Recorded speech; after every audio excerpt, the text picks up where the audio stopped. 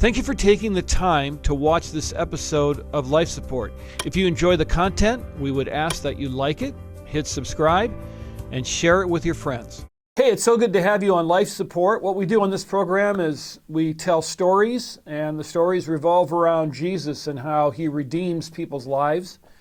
And we have a story like that today. And a friend of mine named Bob Lott is with us from San Diego area, Casa de Oro Bible Church. Quite a story to tell. And Bob, it's so good of you to be here. Well, thank you. Thank you for having me. Bob and I are in a cohort together. That's how we met over online, involved with the Billy Graham Association and Converge, which is a denomination of churches. And so I learned this story about this guy named Bob, and I thought, well, this is pretty cool stuff. So I appreciate you sharing that. So you grew up in a Christian home, right? Yes, I did. Yeah, raised in a Christian home.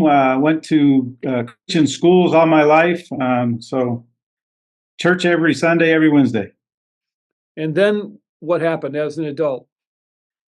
So it's kind of many things happened as an adult. I guess even when in high school, I had experimented with drugs a little bit. But once I graduated from high school, I ended up joining the service. So I'd gone over to Europe and came back, got married, had a child, and then just began to make some bad choices to where I ended up back into a life of drugs and incarceration. Okay. So let's go back to the Christian home part, because I think, Christian parents, they believe that when they're young parents, if they do all of the right things, all of the right outcomes are going to happen. And it's scary to think that you can do all the right things, but yet Satan is still active, and sin is still a real thing, right? Oh, most definitely. Like I say, my mom made sure all of her kids understood and knew who Jesus was and the saving power of Christ. So, I truly believe in my heart as a youngster, I was saved, and was active in church and loved church and youth group and everything that surrounded that. So,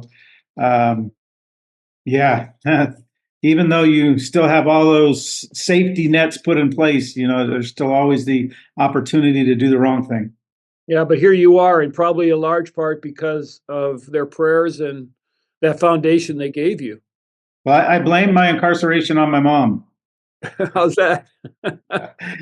Because every time I was out running crazy, she always prays that I'd get caught because she knew that I was safer inside than I was outside running around. Good for her. So mom always gets her prayers answered. Yeah. So you didn't get a light prison sentence either. I mean, it was a pretty hard thing, wasn't it?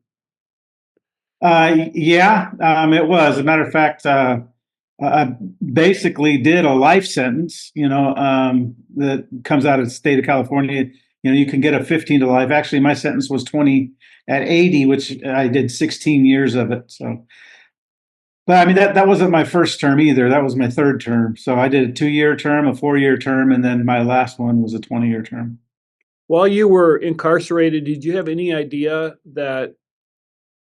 even a thought that one day you'd be pastoring a church like yours of those who have been incarcerated? Not at all. No, I mean, growing up, you never thought that.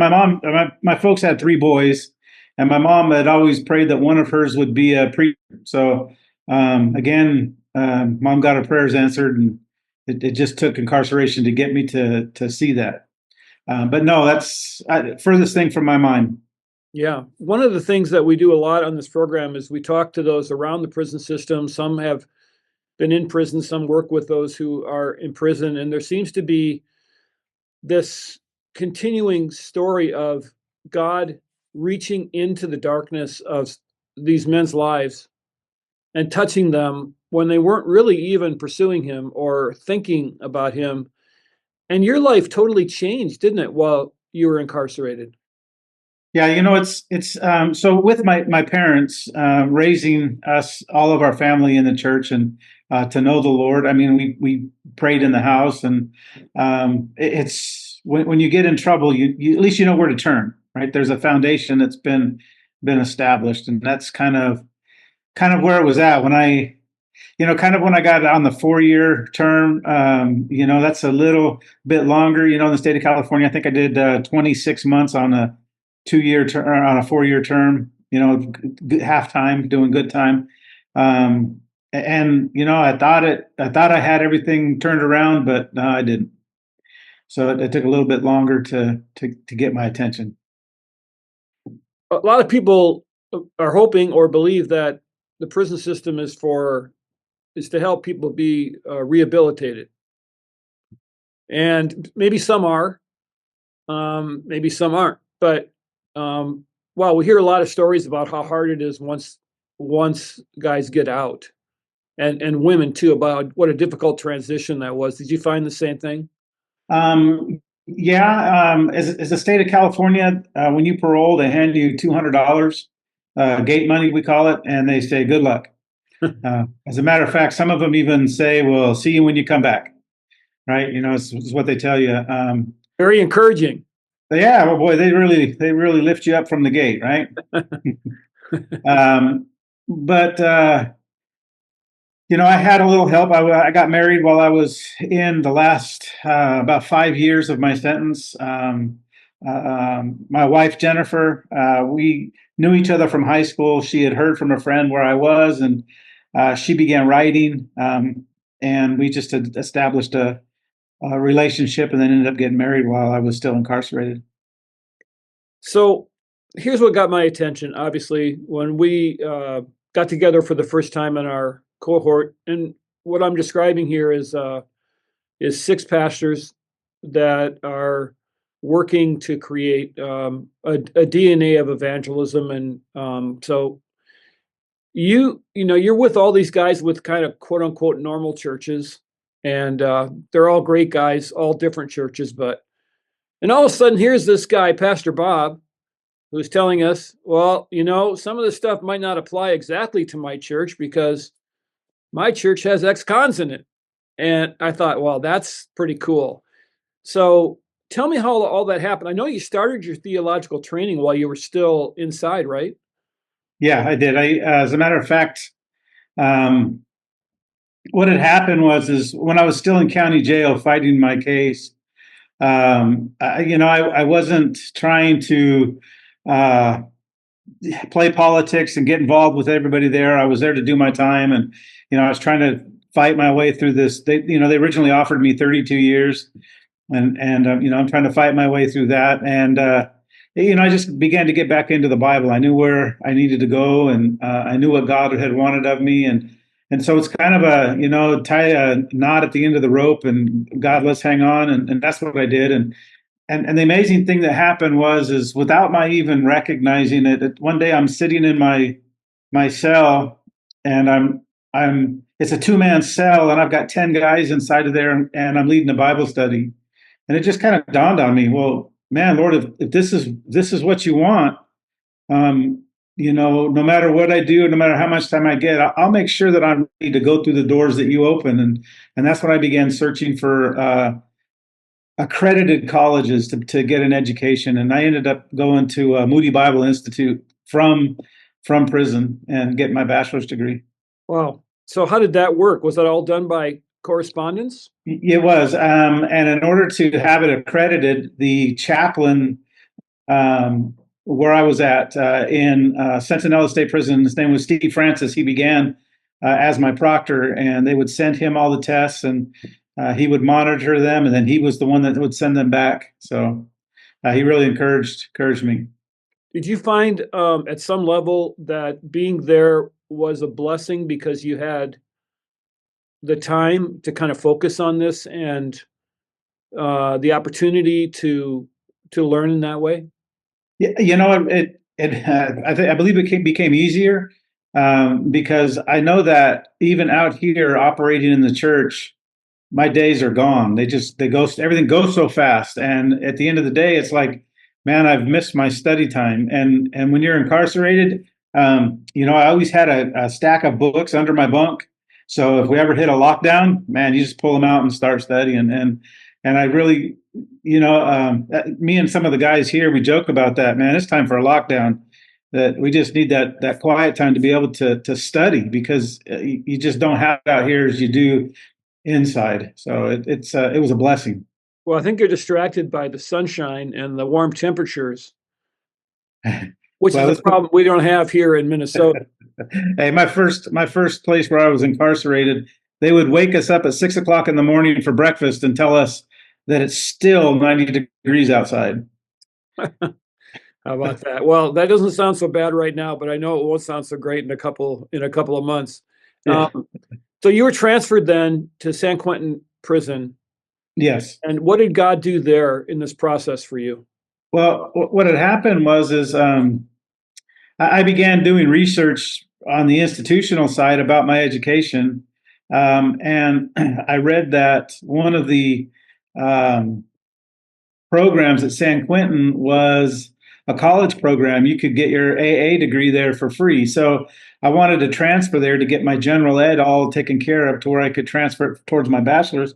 Um, and God had just worked it out to where my boss that I worked for in the prison happened to be filling in for the associate warden when I went to committee, and he agreed to send me to San Quentin to get that done. So he kind of helped me out. Wow. And that's how I got up there, was for the school program. So God knew exactly where you needed to be at that exact moment.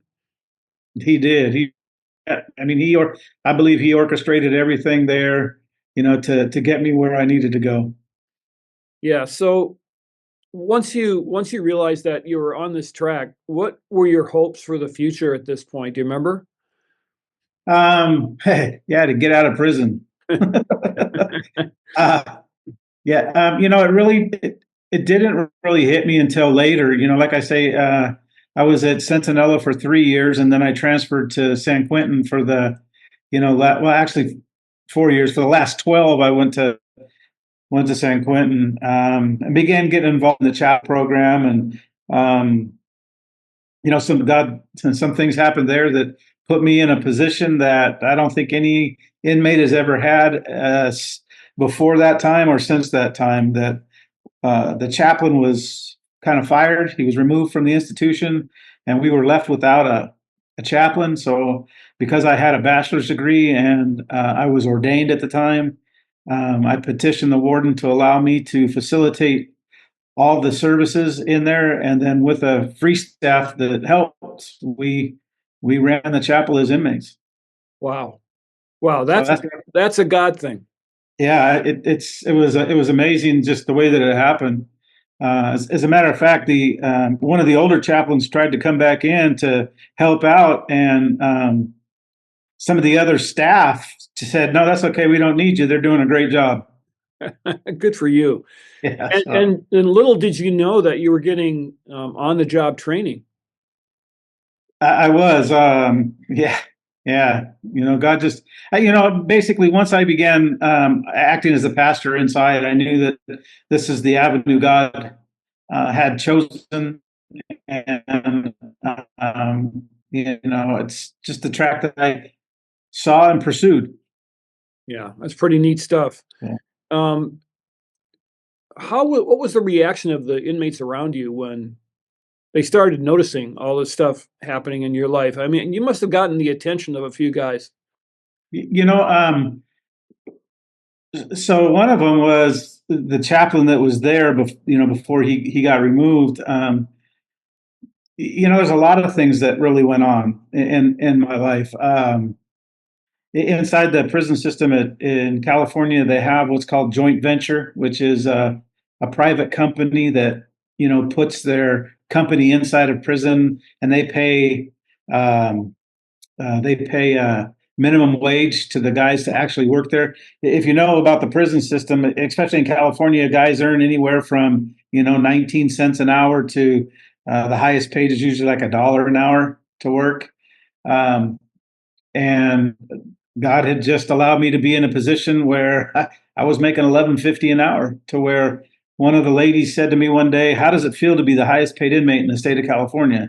And I just, you got to be kidding me. I mean, that's just the way that God had opened the door and allowed me to to do some things there.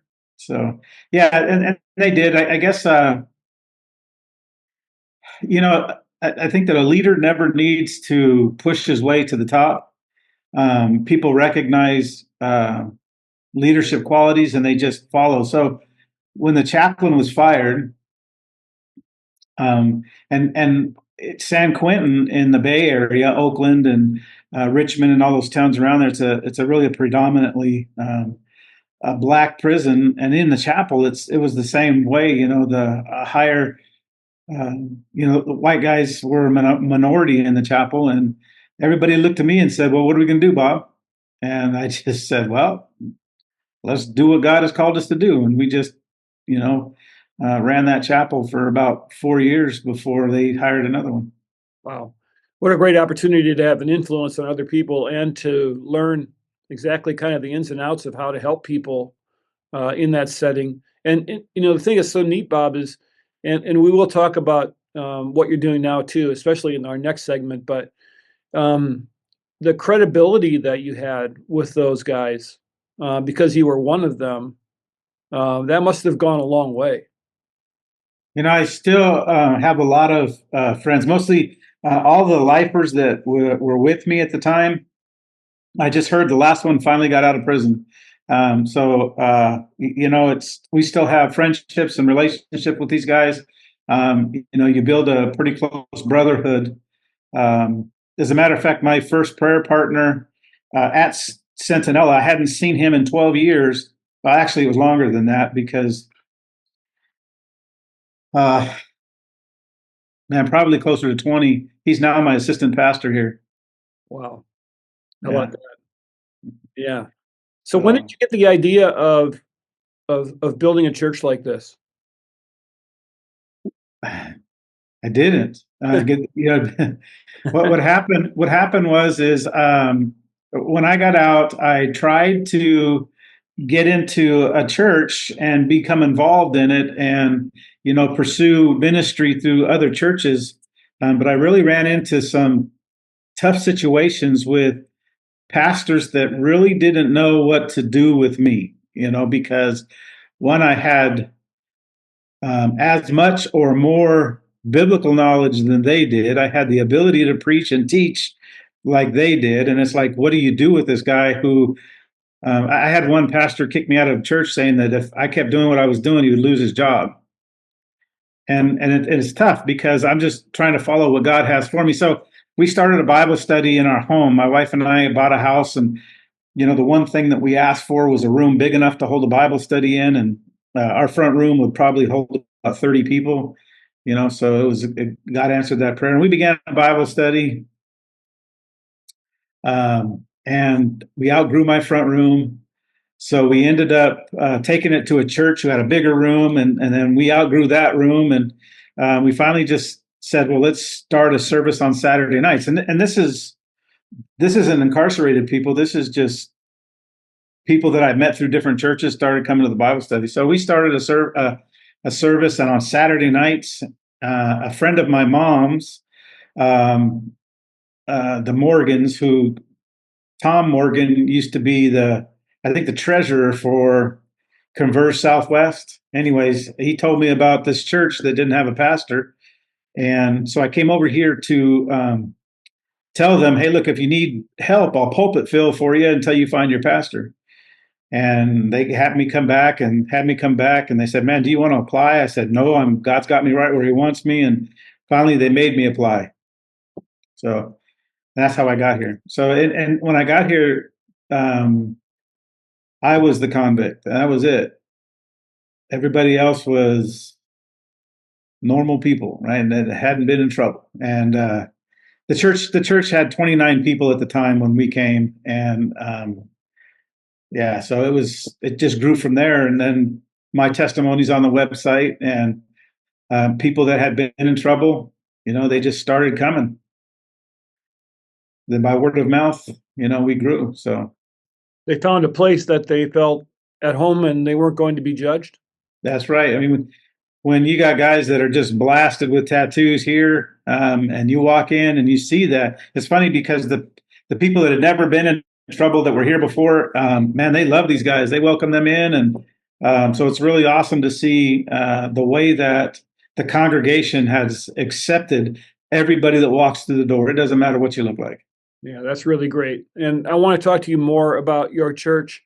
But just before we go here in this segment, if I was sitting next to you in prison and you were helping me and I didn't know anything about spiritual things, what's the one word of encouragement you would give me? Because what we're doing right here will be seen by thousands of men like you that were incarcerated. I think grace really comes in from an incarceration standpoint, right? When we understand that when I break a law out on the streets, there's consequences. And a lot of people don't understand there's a spiritual aspect that all comes from. That if we break God's law, there's a circumstance, an eternal circumstance that goes along with that. But yet, having somebody pay my penalty so that I don't have to go through it really, you become to understand that if somebody came in and did my sentence without asking for anything, then you understand grace just a little bit, and that's kind of where I go with guys like that. Yeah, that's really great. The metaphor is right in front of you. It's right there. We see it every day, and that's what you use. God's the judge, Satan's the prosecutor, and Jesus is my defender. He's my public defender, and when the devil says he did this, this, and this, Jesus says, yes, he sure did, but I paid the penalty, and God says not guilty. That's cool. And the accuser of the brethren is everywhere. Yeah, always trying to remind us that we shouldn't be accessing this grace, but God has different ideas, and so it's good. It doesn't matter if you've been in prison or not. We're all at the same spot. We're all stained with sin. We all need Jesus. We all have the same need. Yep, that's exactly right. Well, Bob, it's been great to talk with you. We're going to have you back in our next segment. I wish the best in your church, and thanks for doing what you're doing for the kingdom.